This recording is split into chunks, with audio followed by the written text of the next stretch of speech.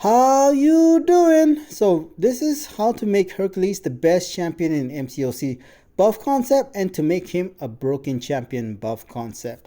So I do believe Hercules is one of the best cosmic champions in the game. In my opinion, belongs in the top 10 best champion in MCOC. So we're gonna make him, the best champion in MCOC buff concept. So there's not really many things you can do for him because he's already good.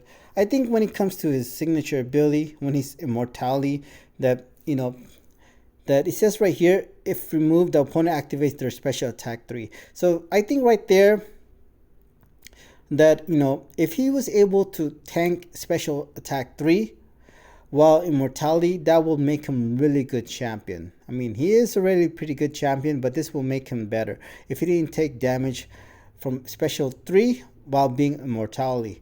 Not only that, also when he stuns opponents, when his SP2, that that so what happens is sometimes opponent shrugs off the stun debuff, like skill champions like Kingpin, something like that, or like a node that shrugs off the stun because it's a debuff.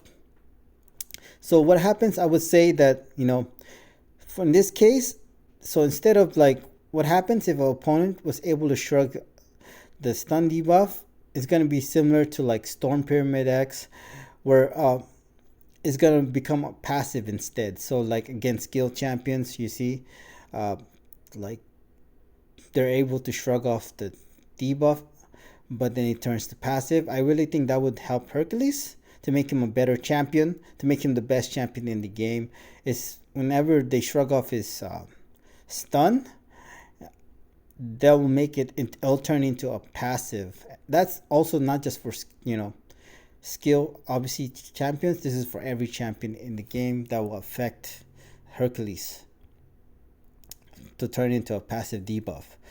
That will make him the best champion in the game. I think some people might disagree, that they might, for the skill players, might still think Kitty Pryde is better, or even 5-star Quake is better than a 6-star rank 5 Hercules. But that's really like black and white, because certainly if you can play perfect with Kitty Pryde or even with Quake, like to say that Quake is better even as a 5-star, if you can play perfectly, that's just really black and white, because nobody is gonna play perfectly, right? People make mistakes. So I think that's kind of like a black and white. The good thing about Hercules is he's not the hardest champion to use, and that's why I think what makes him really good. And he does kind of, I would say, benefit as well if you know how to use him properly. So yeah, I think let's make him a broken champion. So would you just still agree with my buff concept that will make him the best champion in MCOC? Let me know in the comment section. But we'll make him a broken champion buff concept. So what we can do is right here. So here, when it comes to bleed, it's 50%. What do you call that? Bleed resistant. So instead of 50%, let's make him 65% bleed resistant. As well as you can see here, he reduces poison resistant by 15%. Let's make that also 65% poison resistant.